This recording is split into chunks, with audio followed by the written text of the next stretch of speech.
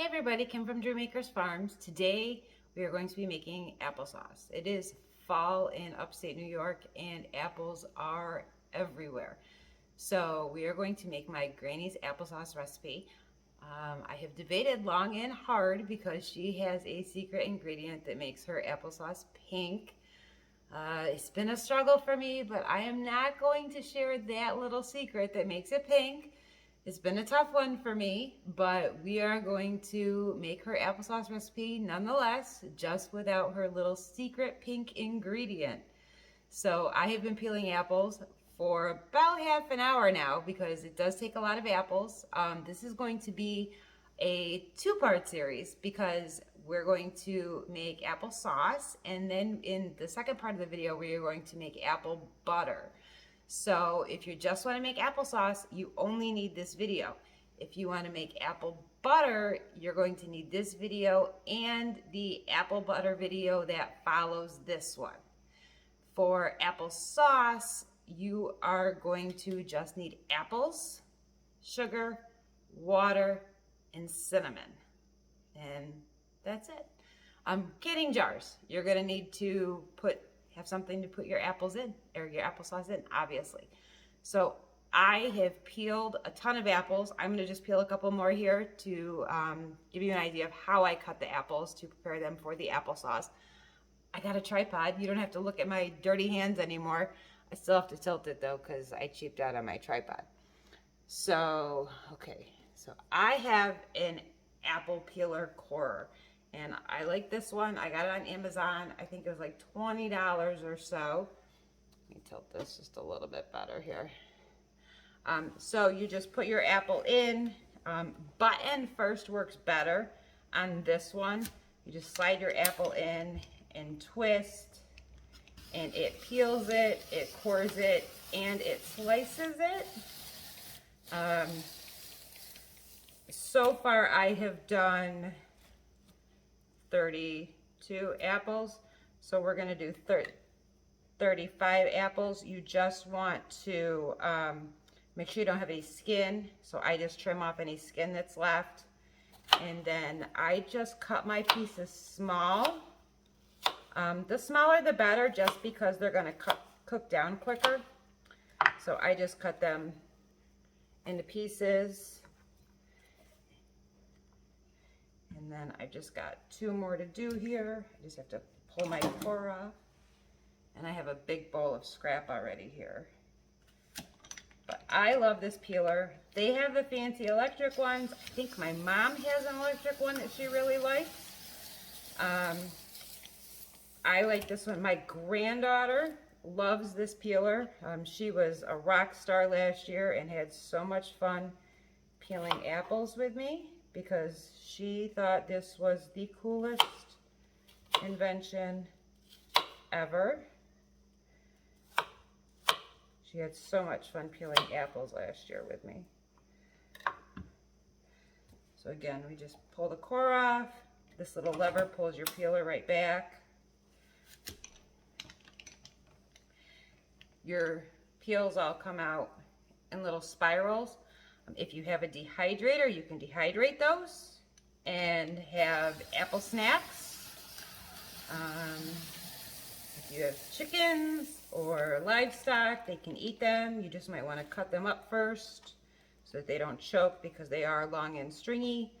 Just make sure your animals are not eating apple seeds. You really don't want to give them the cores, because apple seeds do have traces of cyanide in them. That's a fact I did not know until I had chickens. And those little traces of cyanide can make your animals sick. All right, so I have a total of 35 apples. And you saw they were like medium-sized apples. This just suctions right to your counter, which is really nice. Just get that a wipe off quick. Sink. So did you see that? I broke it already. All right, so I have my Pampered Chef batter bowl. These are phenomenal because This one holds 8 cups, and 8 cups is a lot, okay? So these are fantastic. I love these when I am baking because they hold so much stuff. So this is my third one that I have filled. I'm going to bring you over to my stove. Don't mind my house, we're a farm here. So I'm gonna put this in my pot where I have 3 more of those that I have already filled up. Give you an idea what we got going on here, hold on. That's Remy, he's my lab. All right, so we have 8 of those, or 3 of those filled. So that's 24 cups of apples in here. Now that's a lot of apples, but we are going to, half of this is gonna go to apple butter. You can make this much applesauce, that's totally fine, totally up to you. These are Macintosh apples.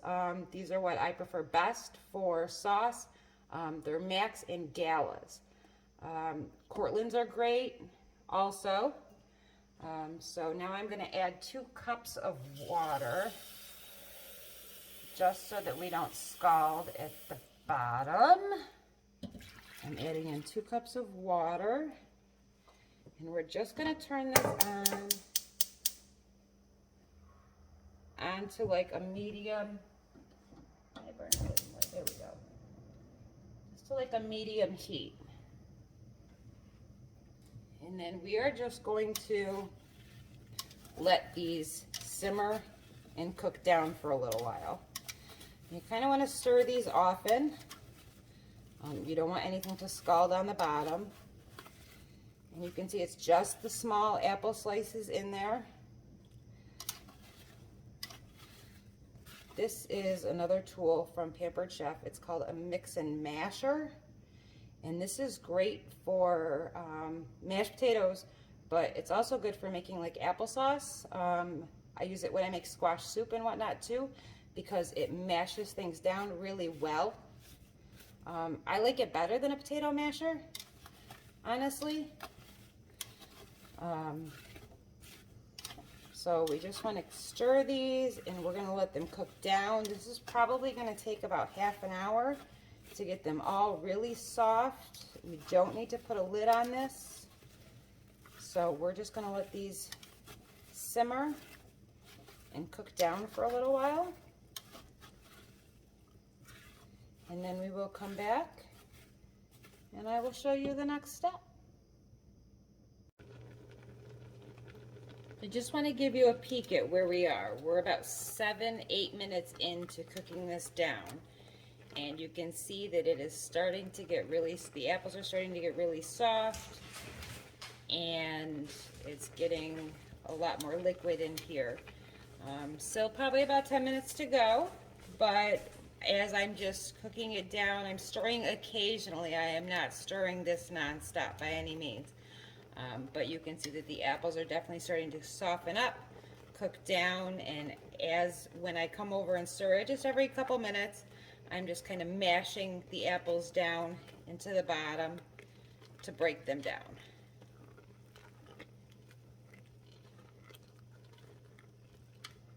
And that's all you want to do, is you just want to break the apples down into the liquid.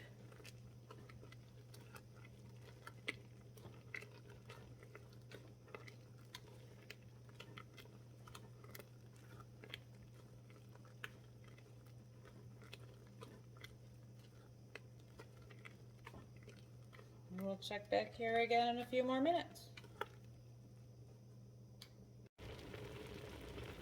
Okay, we've hit about the 9-minute mark now with cooking this down, and you can see everything is starting to get really cooked down well. The apples are nice and soft, so we are ready to add our other ingredients. So this, again, you can see how much it's cooked down. This was 24 cups of apples, about 35 medium-sized apples, and it's cooked down really well, and the apples are really soft now. I've just been mashing them every couple of minutes as they cook over medium heat. with 2 cups of water in there, just the apples and 2 cups of water. And now we're going to add 4 cups of sugar, and this is the Pampered Chef small batter bowl, and this holds 4 cups. And I know this seems like a lot of sugar, and you can certainly sugar to taste. I find that this is a good amount of sugar for what we like, and a lot of the sugar cooks off. And this is going to really thicken up your applesauce too. That'll take down a bunch of the boil as well. Continue to mash, and you can see that's really a good consistency now.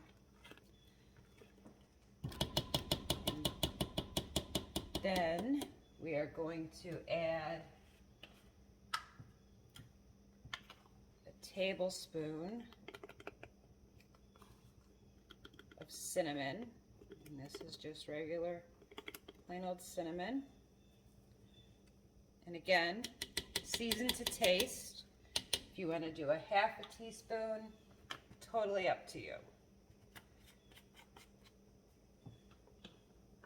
Because I have so much in here, you know, you could certainly half this recipe if you guys aren't big applesauce eaters or whatnot. Absolutely your choice. Season to taste with this recipe.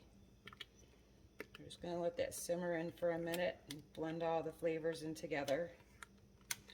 Now, if you like chunky applesauce, which I have a mixed household, I have some that like chunky and some that like it really thin and cooked down like you get in the grocery store.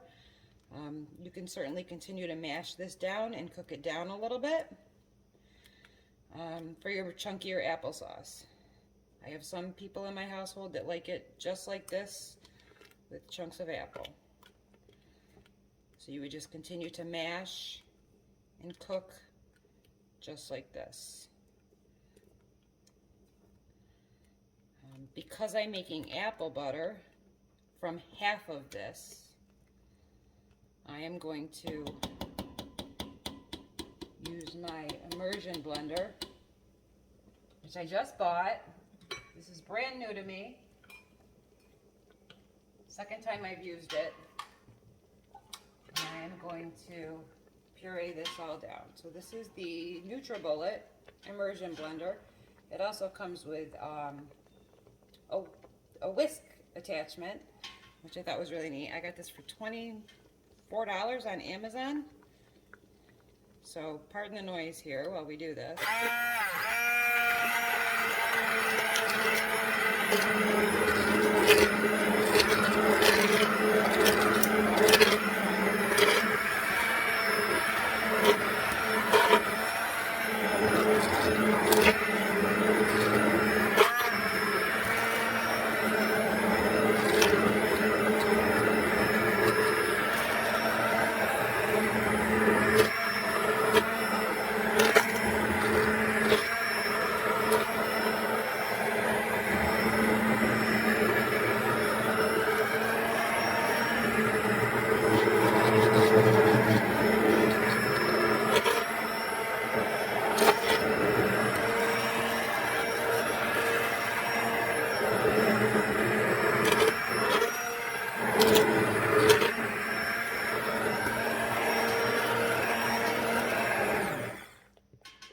I'm not gonna get all of that right this second because I'm going to transfer some of this to another pan for my apple butter. So I have another big pan here that I'm going to use for apple butter. So you might think I'm crazy because I'm using another stock pot when I'm only going to take half of this stock pot, but I have learned with apple butter that it bubbles, and it bubbles high when you boil it. And I want to take about half of this. So this is about 3 cups. I'm going to take about 6 cups of this for my apple butter.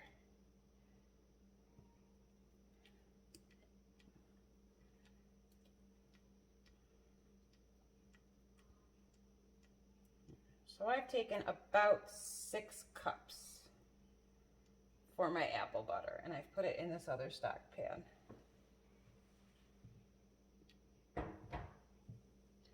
So now I've got that over here, and I'm just gonna let that sit for right now. That will be part 2 video, so if you wanna learn how to make apple butter, come back and watch part 2. That'll be labeled apple butter, obviously. So I have shut my burner off on my applesauce now, and I'm just gonna go back and I'm gonna finish getting any chunks out that are here.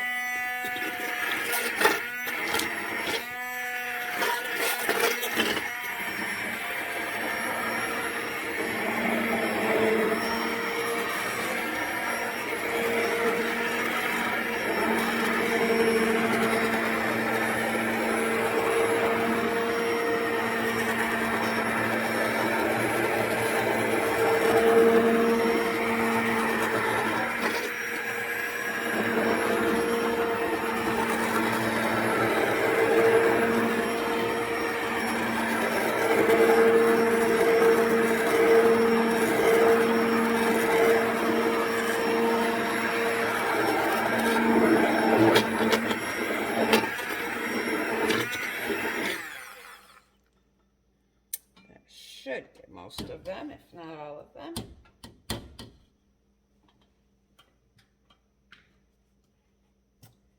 And then I am going to bring you over to my counter. Hello. And then I'm going to get my pot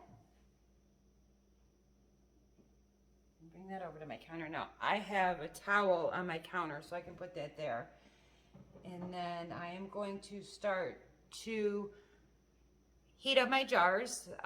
Remember, hot always goes into hot jars, and cold always goes into cold jars.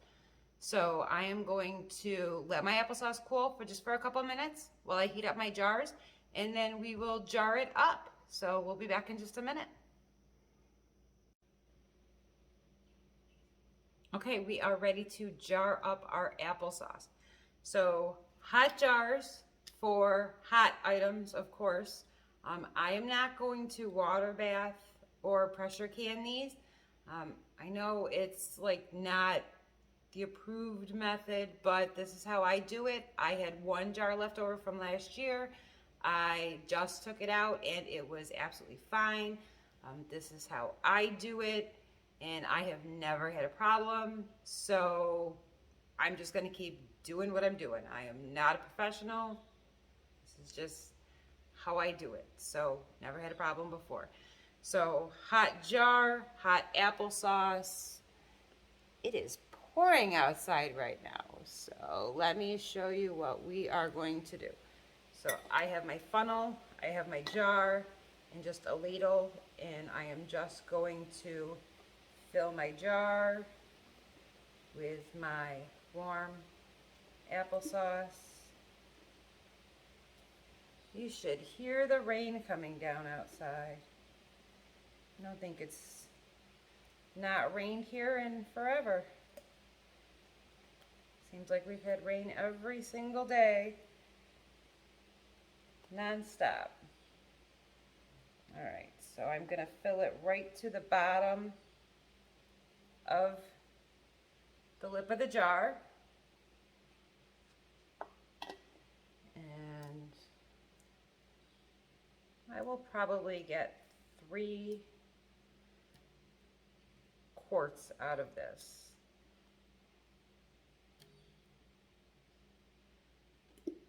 So this didn't make a ton, but again, I took a bunch out. I took 6 cups out, which was probably about the 2 quarts, 2 more quarts, because I am making the apple butter.